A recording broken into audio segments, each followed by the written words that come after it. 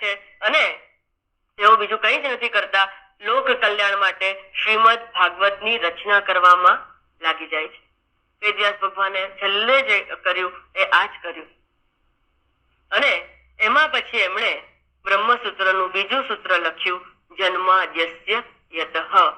કેમ આ સૂત્ર લખ્યું? કારણ કે કોઈ પણ જ્ઞાની વ્યક્તિ જ્યારે કંઈ પણ લખે ત્યારે એને એના બધા જ અર્થોનું જ્ઞાન કે ભાન હોય.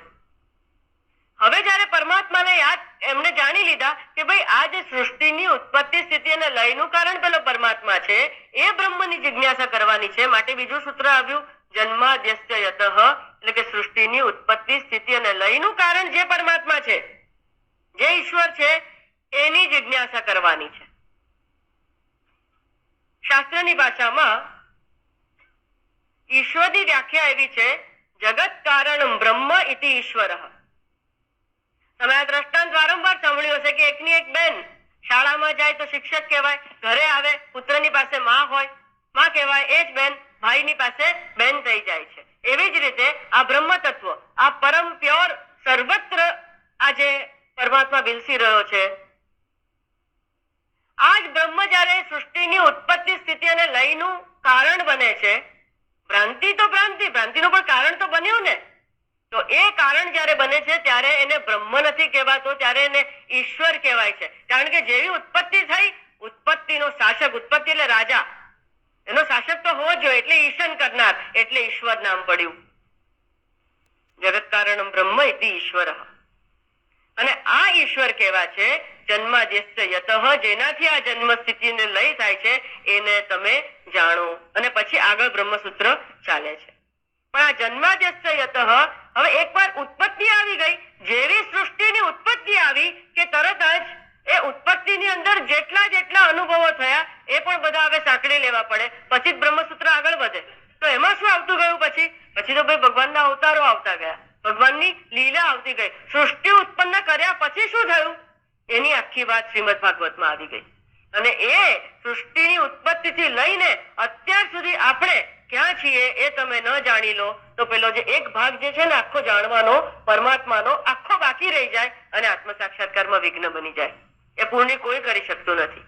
એટલે માટે આનું શ્રવણનો આનું આટલું બધું મહાત્મ્ય એટલા માટે છે.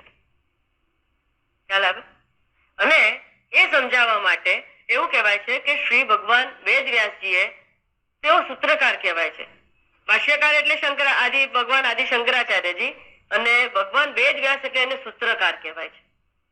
પણ તેઓએ એકમાત્ર ભાષ્ય લખ્યું છે અને આ જન્માદ્યસ્ય યતઃ, જે બ્રહ્મસૂત્રનું બીજું સૂત્ર છે, એની ઉપરનું ભાષ્ય એટલે આખું શ્રીમદ ભાગવત.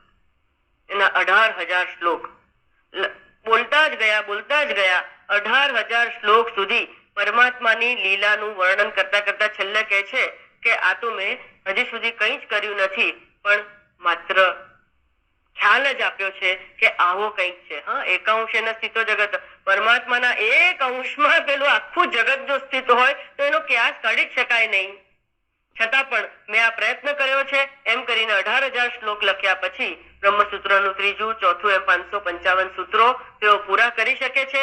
એ આ શ્રીમદ ભાગવતના શ્રવણથી, લખાણથી અને સમજણથી જે શાંતિ અને સંતોષનો, જ્ઞાનનો એમણે અનુભવ કર્યો, ત્યારબાદ જ આ થઈ શક્યું છે શ્રીમદ વેદવ્યાસ ભગવાનના જીવનમાં. તો આ જન્માદ્યસ્ય યતઃ સૂત્ર શું છે એની વાત કરીને પહેલા શ્લોકમાં મેં કહ્યું એમ મંગલાચરણ, પ્રાર્થના અને ઉદ્દેશ્ય જણાવે છે. આ જાણ્યા પછી આપણે આપણા વિષયમાં પ્રવેશ કરીશું, તો જ આ વિષય સમજાય એવો છે. આ પૂર્વ ભૂમિકા ખૂબ જરૂરી છે. એ તમે વિષયમાં પ્રવેશ જ્યારે કરશો ત્યારે તમને પોતાને ખ્યાલ આવશે કે અરે શ્રીમદ ભાગવત સાંભળવા આવ્યા છીએ. અહીંયા કથા, વાર્તા, રૂપ, સગુણ, લીલા આવું તો કઈ નથી. ચતુશ્લોકી ભાગવત અંતર્ગત જ છે, પણ એવું કઈ નથી. કેમ નથી? કારણ કે એનું હાર્દ, તત્વ અને તત્વ છે એમને મેને જાણી ન લેવાય. તો આપની પાસે જે શ્લોક આપ્યો છે પરમાત્માનું ધ્યાન, જે પરમાત્માથી જન્માદ્યસ્ય યતઃ, યતઃ એટલે જે પરમાત્માથી આ જગતની ઉત્પત્તિ, સ્થિતિ અને લય થાય છે. જેની વાત તૈત્તરીય ઉપનિષદ કરે છે. આપને વેદાંતનું ખ્યાલ રાખવો હોય સાથે સાથે તો યતો વા ઇમાની ભૂતાની જાયન્તે યેન જાતાની જીવંતી યત પ્રયત્ન વિષમ અભિવિશંતિ ઇતિ. ગળામાં વ્યાપી રહેલી માટી અને અલંકારોમાં વ્યાપ્ત સુવર્ણની પેટે જ આ જે મંત્ર જે છે ને શાંતિપાઠ, એ શ્રીમદ ભાગવતનો પહેલો શ્લોક છે, પહેલા સ્કંદનો. ગળામાં વ્યાપી રહેલી માટી અને અલંકારોમાં વ્યાપ્ત સુવર્ણની પેટે જ પરમાત્મા આ કાર્યરૂપ જગતમાં વ્યાપી રહેલા છે. જગતથી પર શ્રેષ્ઠ જુદા બહાર પણ છે અને જ્ઞાનરૂપ તથા સ્વયં પ્રકાશ પણ છે. જે વેદોનો અર્થ જાણવામાં મહાબુદ્ધિમાનો પણ મોહ પામે છે તે વેદનો જે પરમાત્માએ આદિકવિ બ્રહ્માના મનમાં અંતર્યામી રૂપે પ્રકાશ કર્યો છે તથા જેમ સૂર્યના કિરણો વિશે ભ્રાંતિથી દેખાતું ઝાંઝવાનું જળ સાચું નહીં છતાં પણ સૂર્યના કિરણોની સત્તાથી તે સાચા જેવું ભાસે છે. આ આપણે બધા આ આખું જગત સાચું નથી છતાં પણ સાચા જેવું ભાસે છે. તો you have to take note of it કે સાચું નથી છતાં પણ સાચા જેવું ભાસે છે. You can't overrule that. જેમ સ્થિર પાણીમાં ભ્રાંતિથી આ કાચ છે એવી બુદ્ધિ થાય છે, તે સાચી નહીં છતાં પણ તે પાણીની સત્તાથી સાચી જેવી ભાસે છે. અહીંયા મહત્વ કોને આપ્યું છે? ભ્રાંતિને ઉડાવી દીધી છે, પણ પાણીની સત્તા તો સત્ય છે, રજ્જુ તો સત્ય છે, ઝાંઝવાનું જળ દેખાય છે, રેતી તો સત્ય છે.